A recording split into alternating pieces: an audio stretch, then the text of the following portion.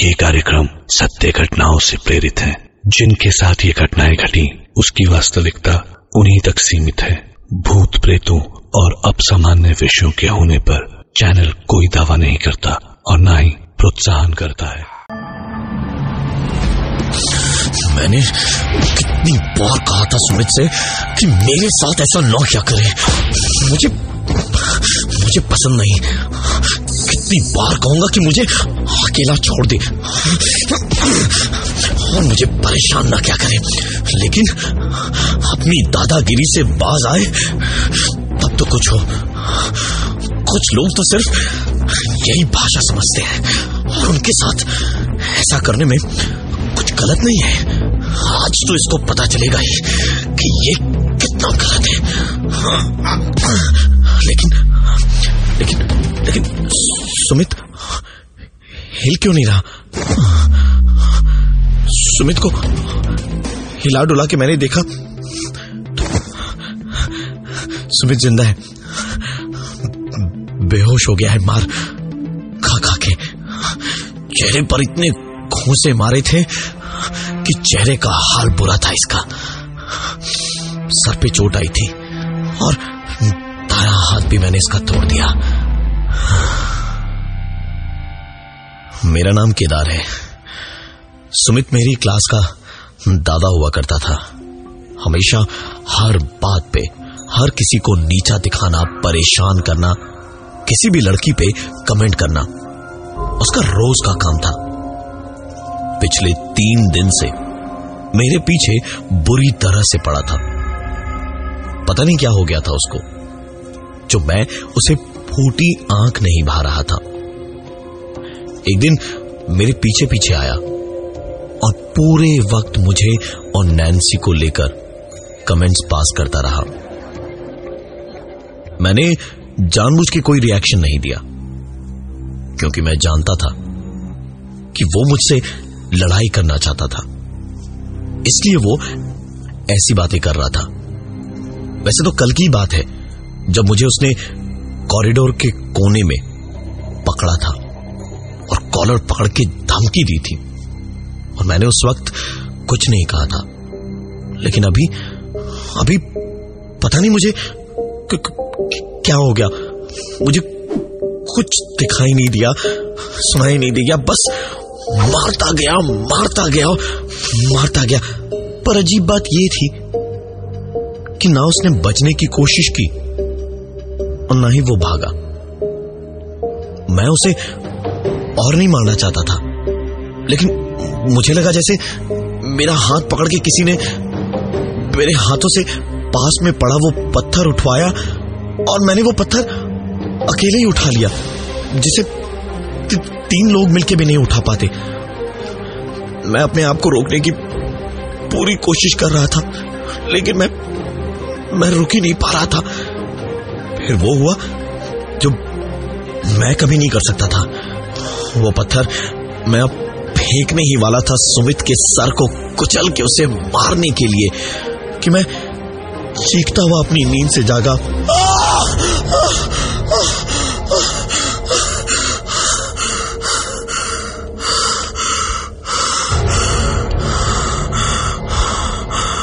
और हांफते खुद को सामने शीशे में देखा तो यकीन आया कि मैं वो चश्मेश बेवकूफ केदार हूं और सुमित कॉलेज का हीरो जिसकी गर्लफ्रेंड नैन्सी मुझे बहुत पसंद थी। और ये सब मैं अपने सपने में देख रहा था। 1-2 बार मुझे नैन्सी के बारे में बोलते हुए सुमित ने सुन लिया था, इसलिए उसने मुझे डराया धमकाया था। मेरा उस दिन मन नहीं किया तो मैं कॉलेज नहीं गया। अगले दिन नहा धोके कॉलेज को निकला तो फिर वो सारे लड़के मुझे परेशान करेंगे। मैं यही सब सोच रहा था कि मैंने सामने से सुमित को आते देखा। उसके सर पे पट्टी बंधी थी, दाएं हाथ में प्लास्टर था और भी कुछ चोटें लगी हुई थी। और वो नैन्सी को गुस्से में चिढ़ के कह रहा था, कितनी बार कहूं मैं नहीं जानता कि ये सब कैसे हुआ। कल सुबह सोकर उठा तो मुझे इतनी सारी चोटें लगी हुई थी। मैं समझ नहीं पा रहा था कि ये सब क्या था। मुझे जानना था कि ये सब कैसे हुआ। मैं सुमित के पास गया और उससे पूछा कि ये सब कैसे हुआ। तो उसने मुझसे ऐसे बातें करी जैसे वो मेरे बचपन का दोस्त हो। उसने कहा, कुछ नहीं भाई, बस एक्सीडेंट हो गया, थोड़ी चोट लग गई है। उसके चेहरे पर एक अजीब सी घबराहट थी। मैं आगे कुछ पूछूं इससे पहले ही ऐसा लगा जैसे मुझे किसी ने कान के पास आकर कहा, तू खुश तो है ना? मैं एकदम से पलट के वहां से आगे बढ़ा। कॉलेज में रुकने का दिल नहीं था मेरा बिल्कुल। सोचा सीधे घर ही चला जाऊं। और घर पहुंच के नहाते वक्त मुझे एक अजीब सी आवाज सुनाई दी। मैंने शावर बंद किया और बाथरूम का दरवाजा खोलकर बाहर निकला तो पूरे घर में आवाज तो लगातार आ रही थी, लेकिन मेरे अलावा कोई और नहीं था घर पे। मैंने हर एक कमरा देखा, लेकिन जब कोई नहीं दिखा तो बाहर भागने को हुआ और मेरे दरवाजे के पास पहुंचते ही बगल के स्टोर रूम से आवाज तेज होने लगी। तो मुझे समझ आया कि यह आवाज वहीं से आ रही थी। अंदर जाकर मैंने लाइट जलाई तो सामने एक दरवाजा और था। उसे खोलते ही मैंने देखा कि सामने एक टीटी टेबल लगा था और मेरा कॉलेज का टीटी चैंपियन विराग दीवार से टेबल लगा के टीटी खेल रहा था। मेरे घर के अंदर यह विराग नहीं हो सकता था, लाख मुझसे दुश्मनी हो, लेकिन ये विराग नहीं, कोई और। मेरे ख्याल से कुछ और था। मैंने आवाज दी, कौन हो तुम और ये सब क्या है? उसने मेरी ओर देखा भी नहीं, बस खेलता रहा और खेलते खेलते ही अचानक मेरी ओर पलट के उसने कहा, बेवकूफ है तू, लल्लू है तू, सिर्फ किताबों में ही डूबा रहे, कुछ और रहा हो ना तुझसे।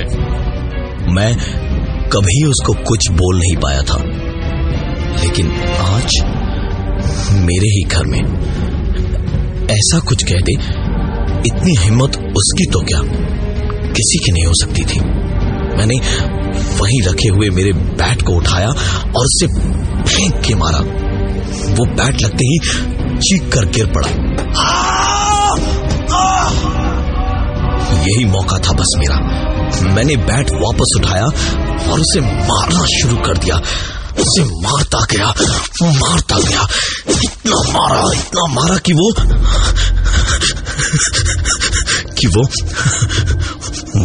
वही मर गया।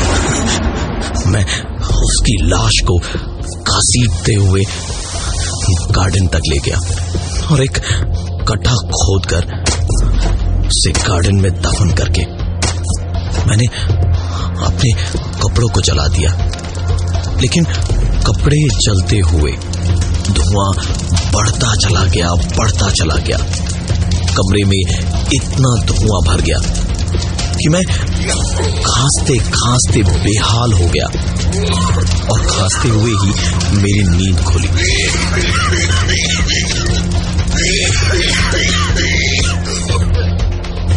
तो मुझे समझ आया कि मैं फिर से सपना देख रहा था। मैंने देखा कि मैं कॉलेज से वापस आकर बैग पे ही सर रखे हुए सो गया था।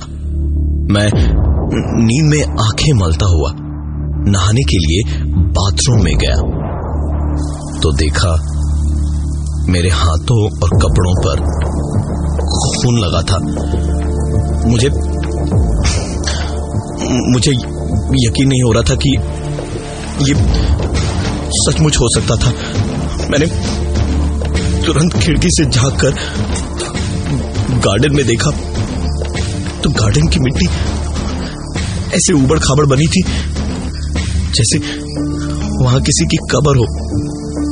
और एक बार फिर मुझे मेरे कानों में सुनाई दिया, तू खुश तो है ना?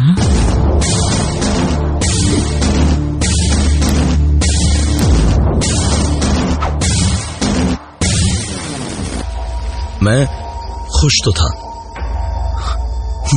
बहुत खुश। मैंने अपनी शेल्फ खोली, पुरानी स्कूल मैगजीन निकाली और देखने लगा। मैगजीन में मुझे मेरे बैच का पुराना फोटो दिखा और उसमें एक चेहरे को देखते ही मेरे अंदर जैसे आग लग गई थी। कुछ चीजें हम भूलना चाहते हैं, पर जिंदगी भर के लिए वो हमारे साथ हमेशा बनी रहती है। कितना भी हम उन्हें भूलना चाहें, लेकिन भूल नहीं पाते। मेरा एक पुराना बैचमेट था जिसका एक ही काम था, मुझे बेइज्जत करना। हर वक्त सबके सामने मेरा मजाक बनाता था। पूरा स्कूल सिर्फ एक ही चीज का इंतजार करता था कि कब विकास मेरा मजाक उड़ाएगा और मैं लड़कियों की तरह बिलक बिलक के रोऊंगा। आज की तारीख में विकास एक 5 स्टार होटल में शेफ बनने की इंटर्नशिप कर रहा था। मैंने मैगजीन पढ़ते पढ़ते उसे साइड रख दिया और टीवी चलाकर टीवी देखते देखते अचानक मुझे किचन से कुछ आवाजें आई। मैं उठ के दरवाजे पर गया और किचन में देखा तो सामने विकास खड़ा था। विकास मुझे देखते ही वैसे ही हंसा और उसने कहा, वो अभी भी वैसे का वैसे ही बेवकूफ जैसा ही दिखता है। तुझे आज भी कोई लड़की घास नहीं डालती ना साला लल्लू लाल।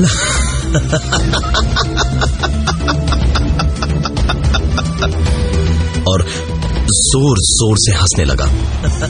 मुझसे रहा नहीं गया। मैं दौड़ता हुआ उसके ऊपर कूदा और बिल्कुल उसकी छाती पर बैठ गया। उसका चेहरा आज बिगाड़ देना था मुझे। मैं पागलों की तरह उसे मारता जा रहा था और वो हंसता जा रहा था। अरे ढंग से और बीच बीच में मुझे बेवकूफ लल्लू बोले जा रहा था। गुजरते हुए हर एक पल उसकी हंसी के साथ साथ मेरा गुस्सा जैसे पागलपन बनता जा रहा था। मैं विकास को मारते मारते थक चुका था। मेरे हाथों से खून बह रहा था और उसके चेहरे से। मैंने किचन के रैक पे सामने रखा छुरा उठाया और विकास की गर्दन में छुरा।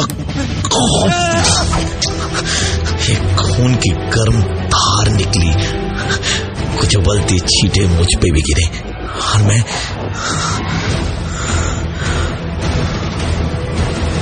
नींद से ऐसे जागा जैसे पता नहीं क्या हुआ था। मैं उठ के सीधा बाथरूम गया और मुंह पे पानी के छींटे तब तक मारता रहा जब तक आंखों में पानी से जलन नहीं होने लगी। वापस आकर बिस्तर पे लेटा तो फोन पे व्हाट्सएप मैसेज की ट्यून बजी। उठा के चेक किया तो स्कूल के पुराने दोस्तों के ग्रुप में एक मैसेज आया हुआ था, बैड न्यूज गाइस, विकास डाइड। मैं वो मैसेज देख ही रहा था जब फिर से वही आवाज मुझे सुनाई दी। तू खुश तो है ना?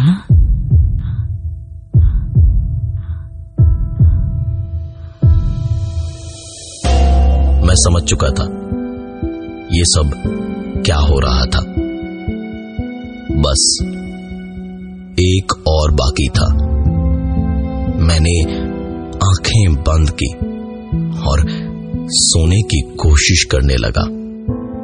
बहुत देर तक कोशिश की, लेकिन नींद ठीक से आई नहीं। मैं बहुत ज्यादा बेचैन हुआ जा रहा था। मुझे सोना ही था हर हाल में। ये एक आखिरी काम करना ही था। मैं सोने की कोशिश कर रहा था जब अचानक किसी के झगड़ने की आवाजें आने लगी, वो भी मेरी मां के कमरे से। मैंने उस तरफ जाते जाते खुद को कॉरिडोर के शीशे में देखा तो मैं 21 साल का नहीं था, तकरीबन 7-8 साल का था। मैंने झांक के दरवाजे से अंदर देखा तो एक आदमी मां पे चिल्ला रहा था। बहुत हो चुका ये नाटक, अब ये सब खत्म। मेरी बीवी है, बच्चा है, शादी की है मैंने किसी से, तुम्हारी तरह नहीं हूं। मैं कुछ भी देख सकता था, लेकिन मेरी मां की आंख में आंसू नहीं। मैं अंदर घुसा और मां को किनारे हटाया और उस आदमी को दरवाजे के पीछे रखे डंडे से सर पे जोर से मारा। वो चीख कर गिरा और वहां से भागा। मैं उसके पीछे पीछे भागा और सीढ़ियों से लगभग कूद के नीचे उतरा कि मैंने सीढ़ियों के पास रखा छोटा स्टूल उठा के फेंका तो सीधे उसके पैरों में लगा। मैं जब तक नीचे उतरता उतनी देर में वो वापस उठ के खड़ा हो गया, लेकिन आज ये मुझे खत्म करना ही था। मैंने सामने टेबल पे रखे पेपर वेट को उठाया और फेंक के उसके सर पे मारा। उसका सर फटा और वो आदमी गिरकर चीखने लगा। मैंने लोहे का पड़ा हुआ सरिया उठाया और अंधाधुंध बस मारता गया। जमाने भर की नफरत में अंदर बचपन से जमाए हुए मैं खुद को रोकता भी तो कैसे। ऐसी सजा मुझे कम लग रही थी उस आदमी के लिए जिसने मुझे अपना नाम तक नहीं दिया। मेरा जी नहीं भरा था। मैंने किचन में पड़ा छुरा उठाया और उस पे चढ़ गया। उस आदमी के चेहरे पे अब भी उसकी इस नाजायज औलाद के लिए प्यार नहीं दिखा। मैंने वो छुरा उसकी गर्दन में गाड़ दिया और सीने तक चीर डाला। उसकी कान के पर्दे फाड़ देने वाली चीख से मेरी नींद खुली तो मुझे मेरी माँ की आवाज सुनाई थी। मुझे मेरी माँ की आवाज सुनाई थी। मुझे मेरी माँ की आवाज सुनाई थी। तू खुश तो है ना? तू खुश तो है ना? तू खुश तो है ना?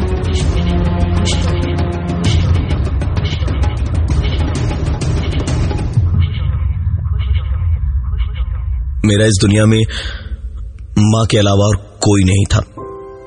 पापा को कभी देखा नहीं था।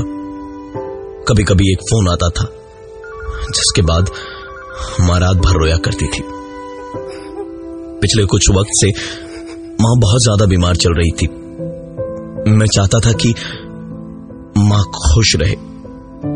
मां की तकलीफ मुझसे देखी नहीं जा रही थी। मां को हॉस्पिटल ले जाया गया था। वहां मां की हालत बिगड़ती गई और आखिरकार मुझसे जब देखा नहीं गया तो मैंने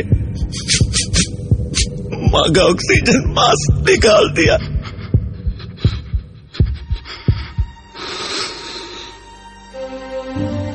और मैंने अपनी मां की कान में कहा, तुम्हें कोई तकलीफ नहीं होगी मां, तुम खुश रहोगे, तुम खुश रहोगे, तुम खुश रहोगे।